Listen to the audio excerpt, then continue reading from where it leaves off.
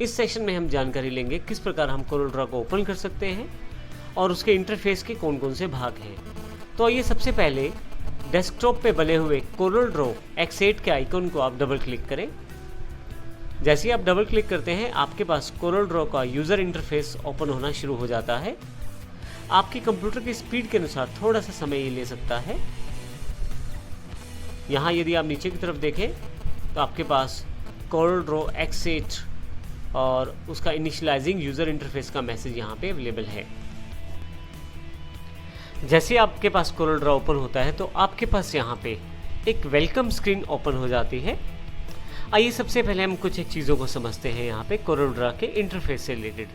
सबसे पहले यदि आप ऊपर की तरफ देखें तो Corel Draw X8 64 bit evaluation version लिखा हुआ है। इसका अर्थ ये है कि ये ट्रायल वर्जन है। इसके पश्चात कोरल ड्रॉ का मेन्यू बार्स दी गई हैं। जैसे फाइल आप क्लिक करें तो फाइल की कमांड्स आप यह देख सकते हैं, टूल्स, विंडोज़, हेल्प और परचेज। क्योंकि ये ट्रायल वर्जन है तो कोरल ड्रॉ की तरफ से मेरे पास यहाँ पे ऑप्शन दिया गया है कि मैं चाहूँ तो इसे कभी भी परचेज कर सकता हूँ और ओरिजिनल सॉफ्टवेयर में कन्वर्ट कर सकता हूँ। लेकिन यहाँ इन सब चीज़ों की जानकारी लेने से पहले सबसे पहले नीचे यहाँ एक टैब खुली हुई है जिसका नाम है वेलकम स्क्रीन। इसकी जानकारी लेते हैं। इस वेलकम स्क्रीन में काफ़ी सारे पार्ट्स, जैसे आप यहाँ की तरफ से नीचे की तरफ आते हुए सबसे पहला बटन गेट स्टार्टेड का है जो डिफ़ॉल्ट रूप में आपके पास ओपन है। आप चाहें तो यहाँ से नया डॉक्यूमेंट खोल सकते हैं, अर्थात कोरल ड्रॉ की नई फाइल बना सकते हैं। आप किसी बने हुए टेम्पलेट से भी कोरल ड्रॉ फाइल को बना सकते हैं। अगर आपने पहले कोई फाइल खोली है तो ओपन रिसेंट, और यदि आप किसी और प्रकार की फ़ाइल खोलना चाहते हैं तो ओपन अदर भी कर सकते हैं। अब यहीं पे राइट हैंड साइड की तरफ एक ऑफ़र भी दिया गया है कोरल ड्रॉ की तरफ से, और यहाँ ये जो इंटरफेस मेरे पास अवेलेबल है इसका फ़ॉन्ट साइज़ यहाँ से सेट हो सकता है। जैसे यहाँ मैं क्लिक करता हूँ तो साइज़ छोटा हो गया है और यहाँ क्लिक करता हूँ तो बड़ा हो गया है। इसके अतिरिक्त यहाँ से काफ़ी सारे पार्ट्स दिए गए हैं। जैसे नीचे की तरफ आए तो वर्क स्पेसिस।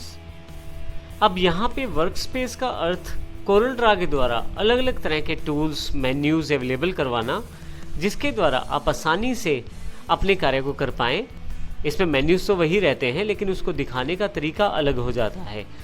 आपकी कार्य की सरलता के अनुसार उसको व्यवस्थित अर्थात निर्धारित किया जाता है। कुछ चीज़ें आपके पास हटाई जाती हैं, कुछ दिखाई जाती हैं इसमें, परंतु जब भी आप चाहें उन सभी चीज़ों को जो आप चाहते हैं प्राप्त करना कोरल ड्रॉ से, उन सभी टूल्स को कभी भी आप प्राप्त कर सकते हैं दोबारा। परंतु यहाँ पे वर्क स्पेस का अर्थ केवल इतना है कि अलग वर्क स्पेस अलग तरह के यूज़र को समर्पित है, अलग तरह के यूज़र को मदद करता है कार्य करने में। जैसे लाइट वर्क स्पेस है जो फ्रेशर को प्रयोग करने में मदद करता है, वहीं पे X6 इंस्पायर्ड जो है वो एक्सपीरियंस्ड यूज़र को कार्य करने में मदद करता है। इस प्रकार से अलग अलग तरह के वर्क स्पेसिस आपको अलग अलग प्रकार के एनवायरनमेंट में कार्य करने में मदद करते हैं आपकी स्किल्स के अनुसार। क्लिक करते ही आपके पास वर्क स्पेस अवेलेबल हो जाएंगे। कोरल ड्रॉ में डिफ़ॉल्ट रूप में आपके पास यहाँ पे वर्क स्पेसिस की पूरी लिस्ट दी गई है, जिसमें पहला वर्क स्पेस लाइट है, X6 इंस्पायर्ड वर्क स्पेस है, default, speciality, illustration, page layout और एडोब इलस्ट्रेटर के नाम से यहाँ पे काफ़ी सारे वर्क स्पेसिस दिए गए हैं। आप इन वर्क स्पेसिस का प्रयोग कर सकते हैं टूल्स की सेटिंग्स के लिए, एनवायरनमेंट की सेटिंग्स के लिए। जब आप कोरल ड्रॉ को खोलते हैं तो डिफ़ॉल्ट रूप में आपके पास डिफ़ॉल्ट इंटरफेस अवेलेबल रहता है।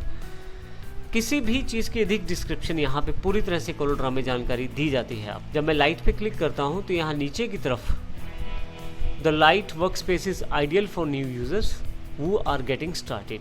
अगर आप नए यूज़र हैं और बिल्कुल शुरुआत कर रहे हैं तो आपके लिए सबसे बेहतर वर्क स्पेस आपके लिए जो दिया गया है कोरल ड्रॉ की तरफ से वो लाइट है, जिसमें अधिक टूल नहीं दिखाए जाते, परंतु आप सभी फीचर्स को जब चाहें तब प्रयोग कर सकते हैं। इसी के साथ आपके पास यहाँ X6 इंस्पायर्ड वर्क स्पेस है। आप इस वर्क स्पेस का प्रयोग कर सकते हैं। यह वर्क स्पेस लगभग डिफ़ॉल्ट कोरल ड्रॉ के वर्क स्पेस जैसा ही रहता है,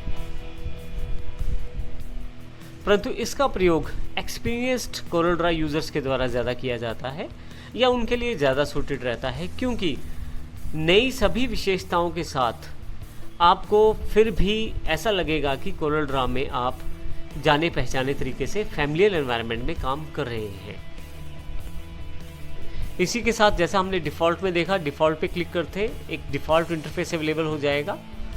डिफ़ॉल्ट इंटरफेस के बारे में जो डिफ़ॉल्ट रूप में आपके पास अवेलेबल होगा, डिफ़ॉल्ट रूप में कोरोड्रा की तरफ से जो आपको टूल्स कंट्रोल्स दिए जाएंगे वो सभी इसमें अवेलेबल रहेंगे। इस तरह से आप बाकी के नीचे इंटरफेसेस को भी सिलेक्ट कर सकते हैं। अभी हम केवल वेलकम स्क्रीन की बात ही कर रहे हैं। इस तरह से यहाँ पे नीचे की तरफ व्हाट्स न्यू, अगर कुछ नई विशेषताएं अवेलेबल हुई हैं कोरोड्रा में तो उसकी जानकारी, अगर आप कुछ सीखना चाहते हैं, लर्निंग चाहते हैं तो आप यहाँ पे क्लिक कर सकते हैं। और यदि आप इंटरनेट से जुड़े हुए हैं तो कोरोड्रा आपको काफ़ी सारे रिच रिसोर्सेज अवेलेबल करवाता है, जिससे आप कोरोड्रा से काफ़ी अच्छी जानकारी यहाँ प्राप्त कर सकते हैं नए नए डिज़ाइंस के लिए। इसी तरह से इंस्पिरेशन अगर आप लेना चाहते हैं पहले से बनी हुई ड्राइंग से तो वो भी ऑप्शन अवेलेबल है। यदि आप प्रोडक्ट की डिटेल्स लेना चाहते हैं, जैसे मैं जानना चाहता हूँ मेरा जो प्रोडक्ट है वो किस प्रकार का है, तो ये ट्रायल बेस्ड प्रोडक्ट है, 60 डेज रिमेनिंग दिखाया गया है, अर्थात मैंने यहाँ पे इसे प्रयोग करना शुरू किया है। और इसी के साथ अगर आप अधिक और जानकारी चाहते हैं तो गेट मोर भी कर सकते हैं। गेट मोर में क्रिएटिव टूल्स कोरल की तरफ से दिए जाते हैं। ये वेलकम स्क्रीन डिफ़ॉल्ट रूप में आपके पास अवेलेबल रहती है, और अगर मैं इसको हटाना चाहता हूँ तो मैं यहाँ पे इस कॉर्नर पे दिए गए क्लोज बटन से क्लोज़ कर सकता हूँ। जैसे ही क्लोज़ करता हूँ मेरे पास वेलकम स्क्रीन बंद हो जाती है।